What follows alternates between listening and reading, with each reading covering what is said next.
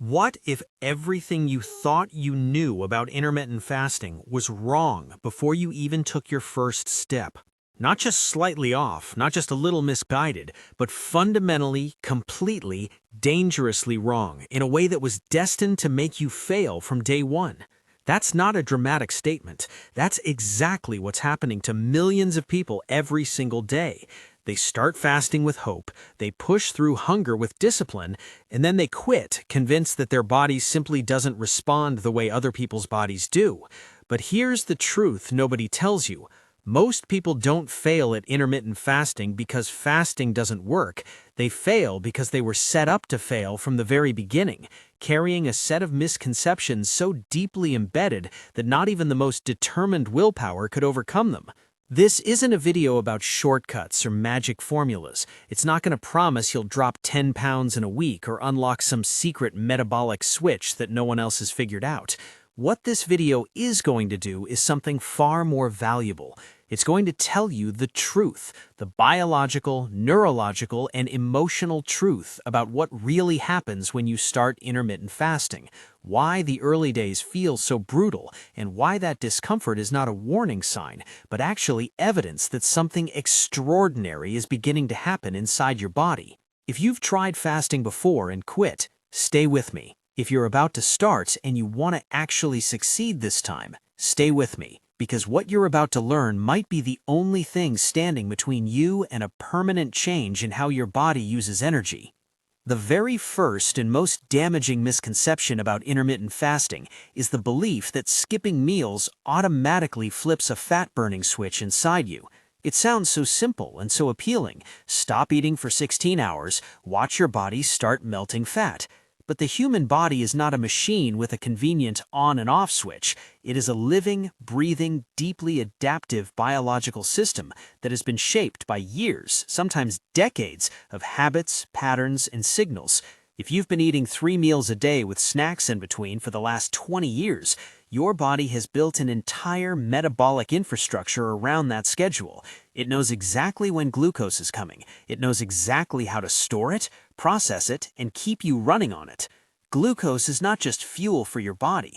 It represents safety, familiarity, and predictability to your brain.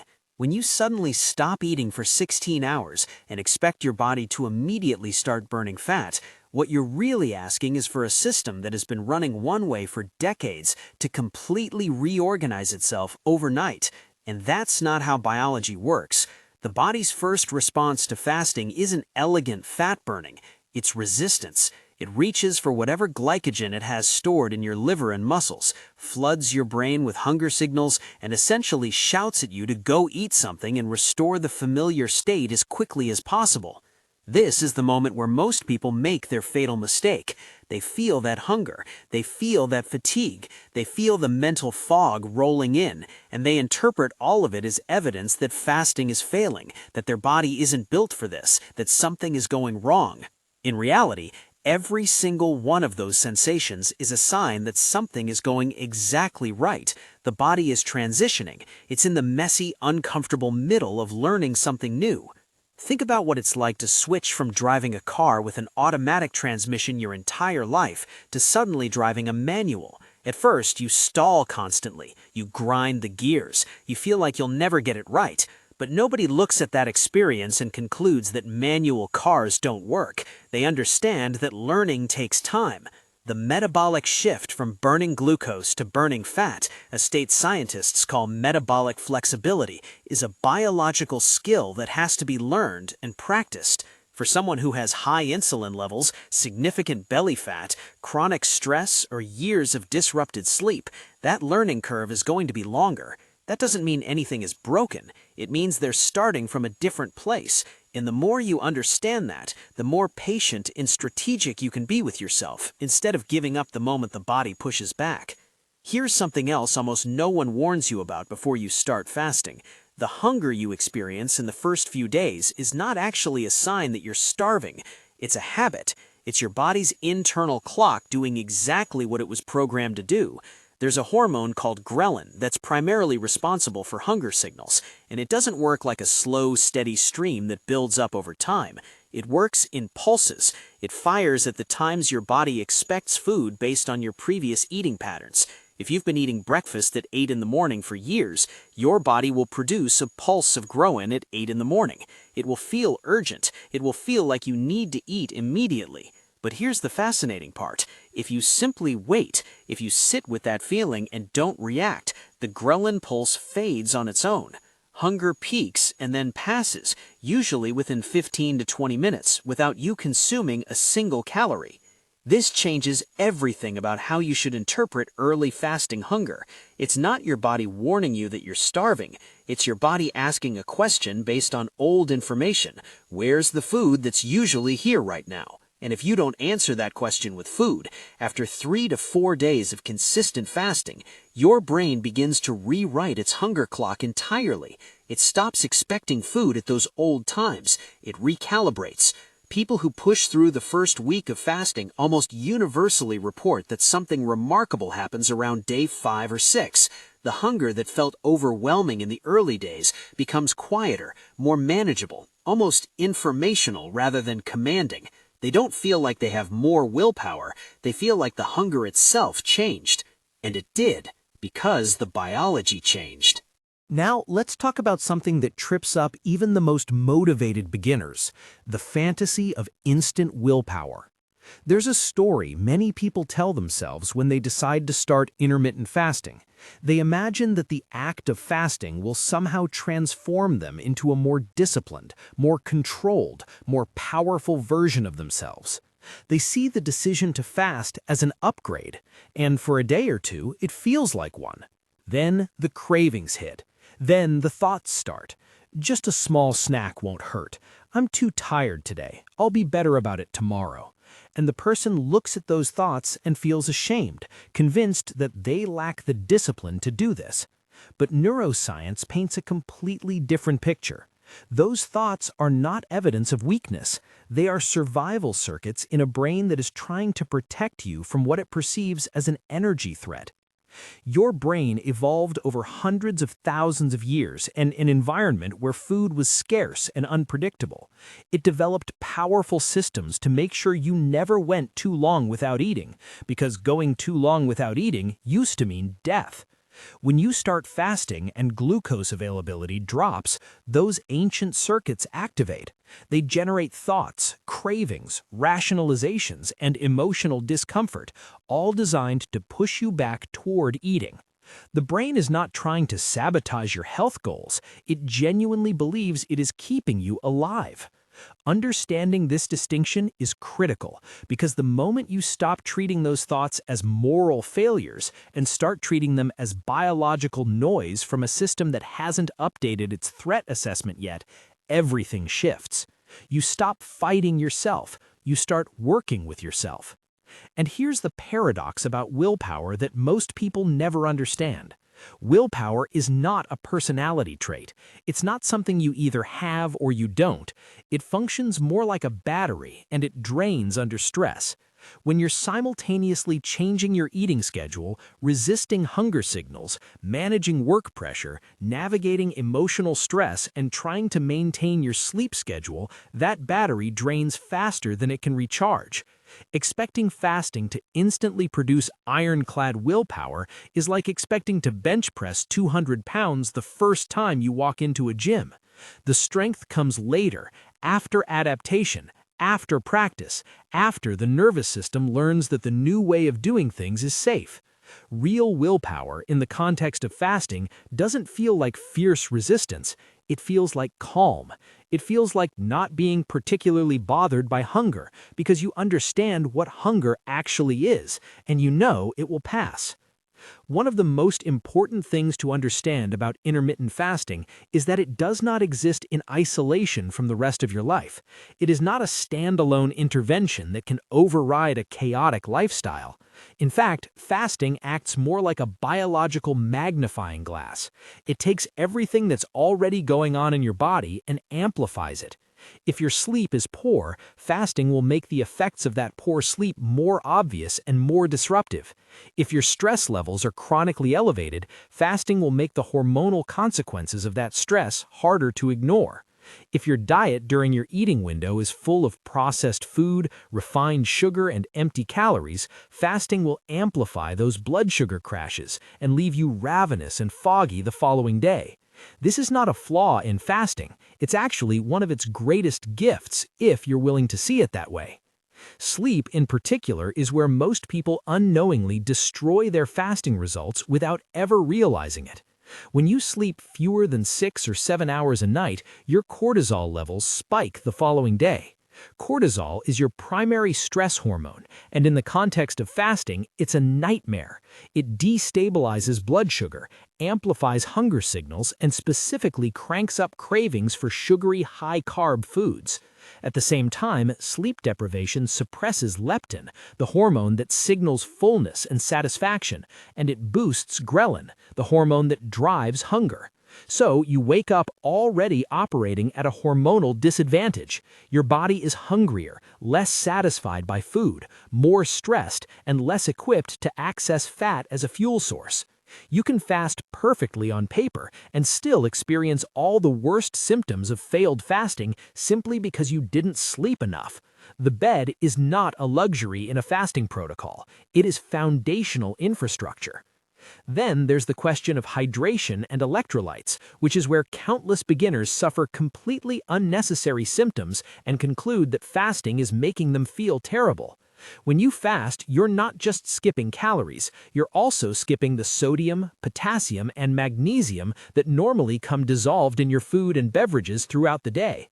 As those minerals drop, symptoms appear quickly: headaches that won't respond to rest, dizziness when you stand up, a fatigue that feels bone deep, irritability that seems to come from nowhere. These symptoms are almost universally misattributed to fasting itself, when in reality they are signs of mineral depletion that can be resolved with something as simple as a pinch of sea salt in your water, some electrolyte powder, or a glass of coconut water. The fasting isn't the problem, the missing minerals are the problem. Fix those, and for many people, the early discomfort of fasting disappears almost entirely. Let's address the emotional dimension of fasting, because this is the part that catches people most off guard. Long before you started intermittent fasting, you developed a relationship with food that goes far beyond nutrition. From childhood, food was comfort, food was reward, food was a response to stress, boredom, loneliness, anxiety, and celebration. Over time, your brain learned to use eating as its primary regulation tool for emotional discomfort. You didn't eat because you were hungry, you ate because you were overwhelmed, or because the afternoon silence felt heavy, or because a difficult conversation left you feeling unsettled. This is emotional hunger, and it is neurologically indistinguishable from physical hunger to most people. The same brain regions activate, the same urgency appears. The body genuinely feels like it needs food even when it doesn't. When you begin fasting and remove the automatic availability of food as a coping mechanism, something powerful and uncomfortable happens. Every emotion you previously silenced with eating now has nowhere to go. The anxiety surfaces, the restlessness appears, the low-grade sadness that was always just below the surface becomes suddenly impossible to ignore. And because most people don't realize this is what's happening, they interpret these feelings as hunger. They feel like they're failing at fasting. They feel weak and out of control. But the reality is that they are experiencing one of the most transformative aspects of the entire fasting process. They're finally seeing, clearly and without the fog of constant eating, what their emotional landscape actually looks like. The question to ask yourself in those moments is not, how do I make this hunger go away, but rather, what am I actually feeling right now? Am I really running low on energy, or did that craving appear right after a stressful email arrived? When you start asking that question and honestly answering it, something remarkable happens. The emotional hunger often dissolves without food, simply because you named it for what it was. Now, let's talk about the comparison trap, because it is one of the most reliable ways to derail yourself from a process that is genuinely working for you. When people start fasting, they inevitably encounter stories of other people's results. A friend who lost 8 pounds in 2 weeks, a coworker who said they felt superhuman after their first 3 days, an online community full of people posting dramatic transformations. And then there's you on day 5, exhausted, still hungry in the mornings, not noticing any difference on the scale. The conclusion seems obvious. Fasting doesn't work for me the way it works for other people. But this conclusion ignores something fundamental about biology. No two people begin fasting from the same metabolic starting point. Someone who is already metabolically flexible, who has relatively healthy insulin levels, who sleeps well and manages stress effectively, is going to adapt to fasting faster and feel the benefits sooner. Someone who is starting from a place of insulin resistance, chronic stress, disrupted sleep, and years of high-carb eating is going to have a longer adaptation curve. This isn't unfair. It's just different starting points on the same journey. And ironically, the people who have the harder adaptation are often the ones who need fasting the most and who will benefit from it the most deeply over time. The problem is that they quit before the benefit arrives because they're measuring themselves against someone else's timeline. Fat adaptation is not a race. It is a personal biological renovation, and renovations take time proportional to how much rebuilding needs to happen. The obsession with rapid weight loss is perhaps the single most destructive force in most people's fasting journeys. It warps every decision. It turns a sustainable, intelligent biological process into a desperate sprint.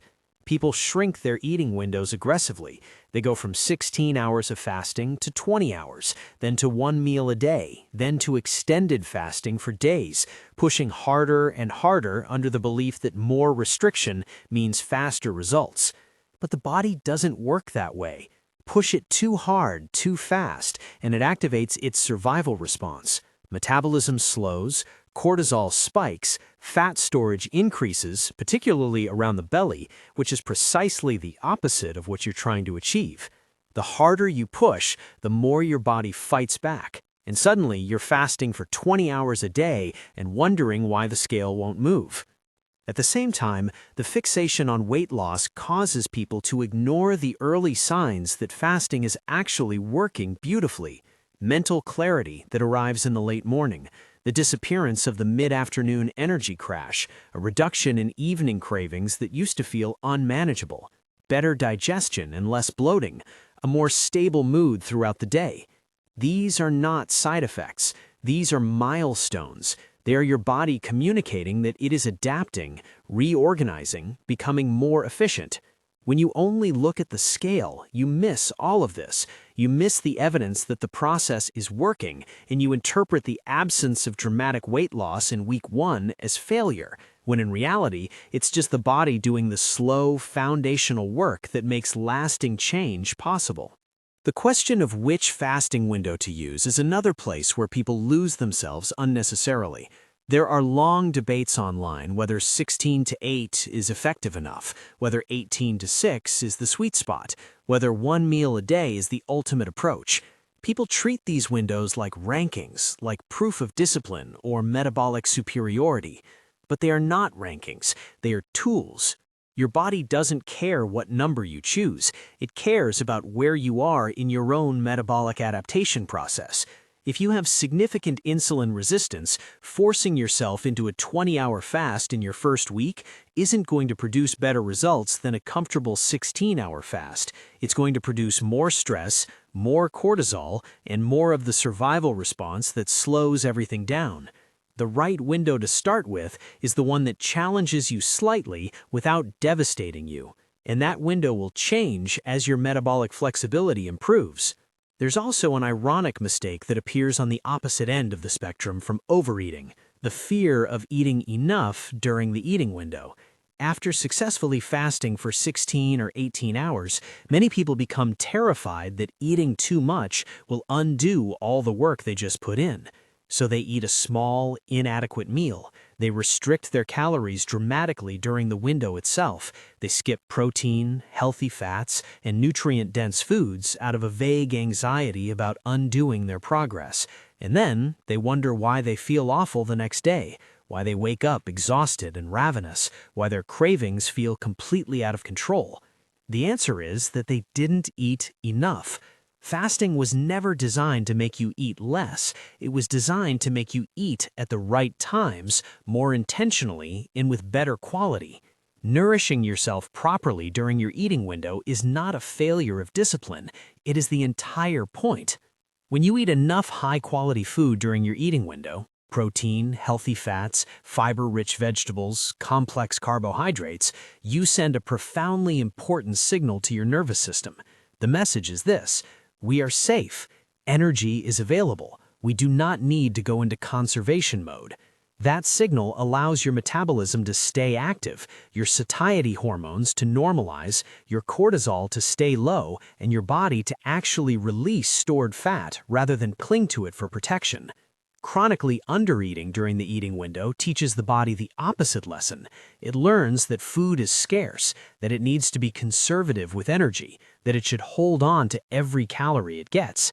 This is why extreme calorie restriction, combined with fasting, often produces the same frustrating plateau that people experienced with traditional dieting. The body is not stupid. It responds to context, and context of scarcity means survival mode. Now let's talk about exercise, because this is another area where enthusiasm can cause real harm in the early stages of fasting. The instinct makes perfect sense. You're fasting to burn fat, you want to exercise to burn fat, so you decide to do both simultaneously and as intensely as possible.